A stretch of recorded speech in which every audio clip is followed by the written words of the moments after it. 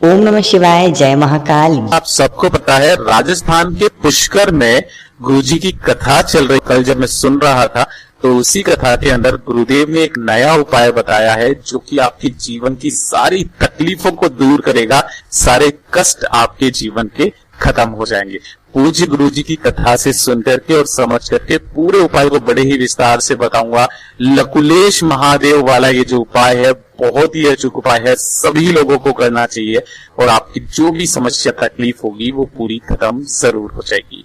तो सबसे पहला वाला जो उपाय है ना वो है लकुलेश महादेव वाला उपाय। आप सब लोगों ने सुन रखा होगा, ठीक है। ये वाला जो उपाय है आपकी बीमारी के लिए होगा, ठीक है। अगर आपके घर में बीमारी बहुत ज्यादा होती है, एक व्यक्ति सही होता है दूसरा बीमार पड़ जाता है, दूसरा सही होता है तीसरा बीमार पड़ जाता है, या कोई व्यक्ति है जो काफी समय से बीमार पड़ा हुआ है, तो उसके लिए आपको ये वाला उपाय जरूर करना चाहिए। आपके घर में कभी भी कोई बड़ी बीमारी प्रवेश नहीं करेगी, ठीक है। देखिए किसी भी दिन कर सकते हो, और अभी चल रहे हैं सावन के बीच में जो आने वाला अधिमास है, बहुत ही पवित्र सा महीना चल रहा है, किसी भी दिन आप इस उपाय को कर सकते हो, ठीक है ना।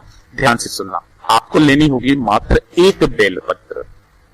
किसी भी दिन कर लेना, कोई दिक्कत नहीं है। आपको एक बेलपत्र लेनी होगी सुंदर सी, जो कहीं से भी खंडित ना हो, टूटी फूटी ना हो, ये चीज ध्यान रखना, ठीक है। अब इस एक बेलपत्र को आपको अपने घर पर लेकर के आना है, अच्छे से धो लेना इसको, और धोने के बाद में आपके घर में जहां पर भी पानी पीने का स्थान होता है, गुरुदेव ने परिंदे का नाम लिया था, लेकिन काफी सारे व्यक्ति जो है वो इतने ज्यादा मॉडर्न हो चुके हैं कि आजकल उनके घर में जो है परिंदा काम में नहीं आता है ना। उनके घर में जो है इस तरीके से आरओ सिस्टम लगा हुआ रहता है, ठीक है, और वो इसी में से पानी पी करके पीते हैं, तो हम लोग इसी को परिंदा मान लेंगे। लेकिन अगर आपके किचन के अंदर, आपके घर में इस तरीके से कहीं पानी पीने का मटका रखा हुआ है, तो आपको करना क्या होगा, या तो आप इसके ऊपर या फिर आप इसके ऊपर, जो भी आपके घर में अवेलेबल है ना। लेकिन फर्स्ट प्रायोरिटी जो मैं दूंगा वो दूंगा मटके के लिए, ठीक है। तो आपको यहां पर उस एक बेलपत्र को टच करवाना है ना। ओम नमः शिवाय, श्री शिवाय नमस्तुभ्यं का स्मरण करके, और साथ ही साथ किन महादेव जी के नाम से, लकुलेश महादेव जी के नाम से इसे टच करवा देना।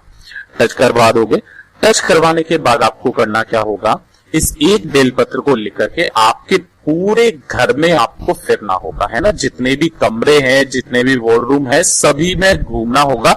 लेकिन ध्यान रखना, बाथरूम और शौचालय को छोड़ करके आपकी जो भी लॉन वगैरह, छत वगैरह, हर जगह पर आपको इस एक बेलपत्री को घुमा लेना होगा, हर एक कमरों में से, ठीक है। अब इस एक बेलपत्री को और साथ ही साथ एक लोटा तांबे का शुद्ध जल, ठीक है ना, एक लोटा जल, और ये जल भी आपको अपने घर का लेकर के जाना है, ठीक है ना। एक लोटा शुद्ध जल, इसे लेकर के चले जाओगे आप कहां पर, एक बेलपत्र और एक लोटा जल लेकर के सबसे पहले जाओगे बेलपत्री के पेड़ के नीचे, ठीक है ना। बेलपत्री के पेड़ के नीचे आपको उस एक बेलपत्र को समर्पित करना होगा लकुलेश महादेव जी के नाम से, ओम नमः शिवाय, श्री शिवाय नमस्तुभ्यं का स्मरण करते हुए यहाँ पर समर्पित कर दी।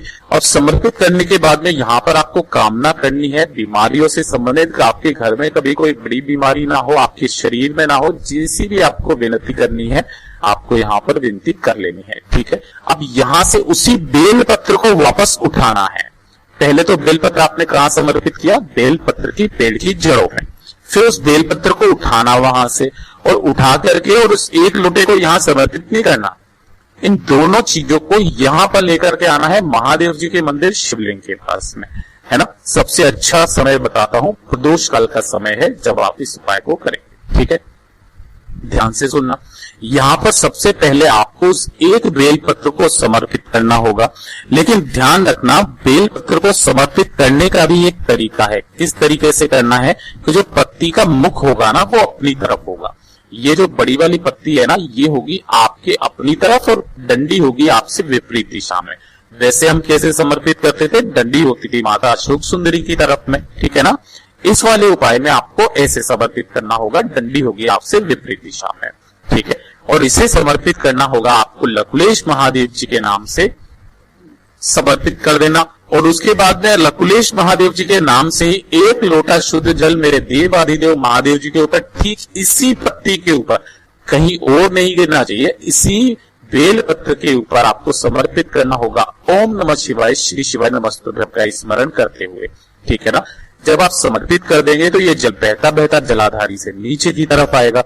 आपको यही वाला एक पात्र लगा देना है और इस वाले पात्र के अंदर आपको करना क्या होगा, जितना भी जल आप रोक सको उसे रोक लेना और रोकने के बाद इस जल को लेकर के आपको चले जाना होगा घर पर। और जो भी व्यक्ति है, बीमार व्यक्ति है, उसे आपको इस जल का आचमन करा देना है। आचमन करा देने का मतलब है उन्हें थोड़ा सा ग्रहण करवा देना है। ठीक है ना। इस तरीके से कर लेना। और अगर कोई बीमार व्यक्ति नहीं है, आप नहीं चाहते हो कि आपके घर में कोई बड़ी बीमारी प्रवेश करे, तो आप सभी व्यक्तियों को, सदस्यों को आपको इसका थोड़ा थोड़ा सा पान, थोड़ा थोड़ा सा आचमन करा देना है। कभी घर में कोई बड़ी बीमारी प्रवेश नहीं करेगी।